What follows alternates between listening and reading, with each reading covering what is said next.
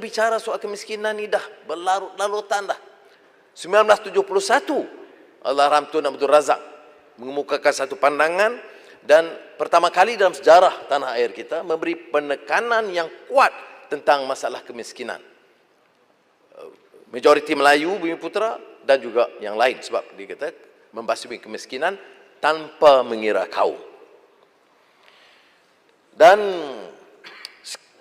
kita bahaskan, tetapi masalah kemiskinan ini walaupun banyak diselesaikan, ya, saya tidak mau bagi gambaran seolah-olah tidak ada yang dilakukan, ya.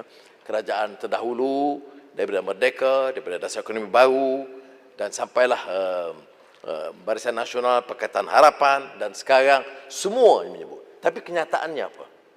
Masalah ini masih menghantui kita. Dan yang lebih parah ialah kerana melihat kepada pekali Gini coefficient, kesenjangan itu terus. Dulu kita banyak orang bicara tentang Melayu miskin, Cina kaya. Itu dia punya mantra. Sekarang ini Gini coefficient, kesenjangan antara Melayu maha kaya dengan Melayu miskin lebih melebar. Selain daripada soal perbezaan di antara Melayu, Cina dan India. Jadi itu kita harus juga perhatikan berdasarkan kajian Profesor Fatimah Kari di antara lain. Saya nak sentuh umpamanya, memang kerajaan dan Menteri Ekonomi sekarang mengumumkan tentang kenaikan jumlah, saya setuju.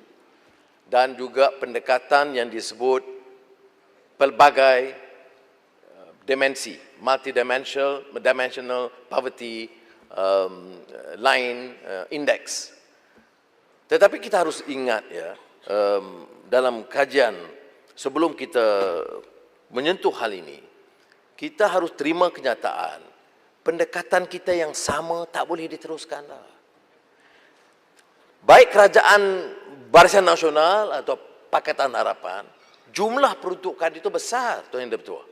Ya, saya tak nafikan itu. 26 bilion, 28 bilion ringgit satu tahun. Tetapi tidak boleh kita nafikan bahawa ketirisannya juga besar.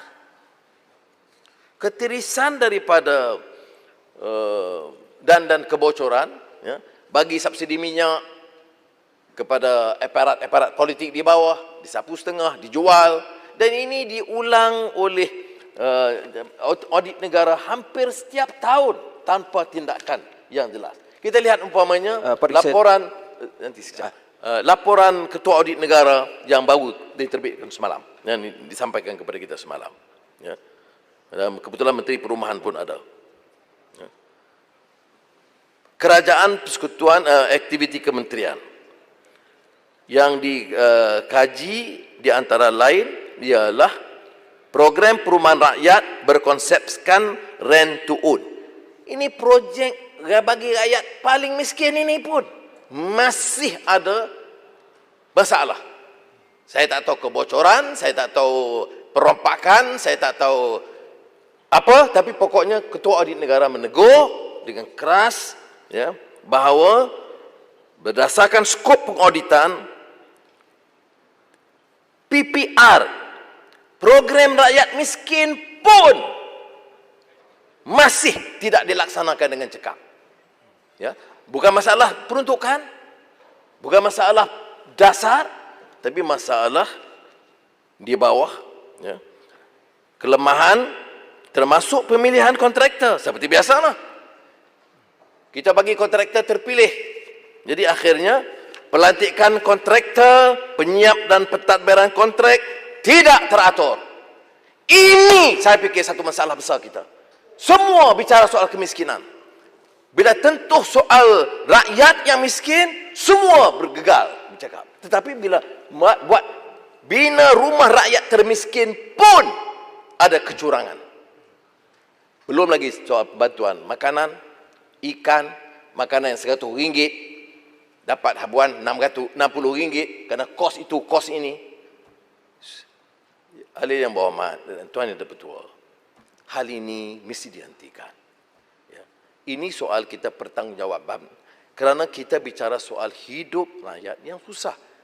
Dan COVID-19 ini hanya exacerbate, menambah rumit permasalahan ini.